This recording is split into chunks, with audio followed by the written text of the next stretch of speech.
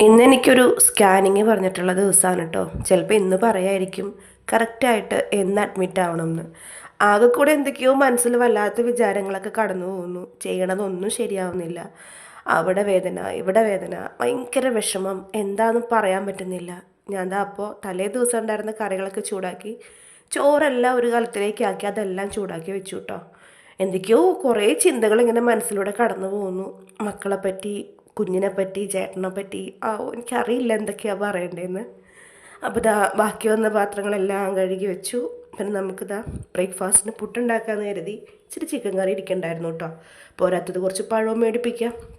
അപ്പോൾ ഞാൻ എന്താ ഒരു ഗ്ലാസ് കട്ടൻ ചായ വേഗം തിളപ്പിച്ച് കുടിക്കാം. പിന്നെ തുണിയൊക്കെ കുറച്ച് മടക്കാനുണ്ട്. വേഗം റെഡിയായി ഇനി ഹോസ്പിറ്റലിലേക്ക് പോകണം. ചിലപ്പോൾ ഇന്ന് PV ചെയ്യുമായിരിക്കും, അറിയില്ല.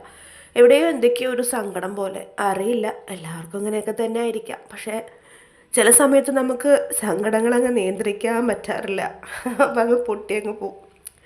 പിന്നെ എനിക്കങ്ങ് വീഡിയോ എടുക്കാനൊന്നും തോന്നിയില്ല. അപ്പം ഞാൻ അവിടെ വെച്ചങ്ങ് നിർത്തി.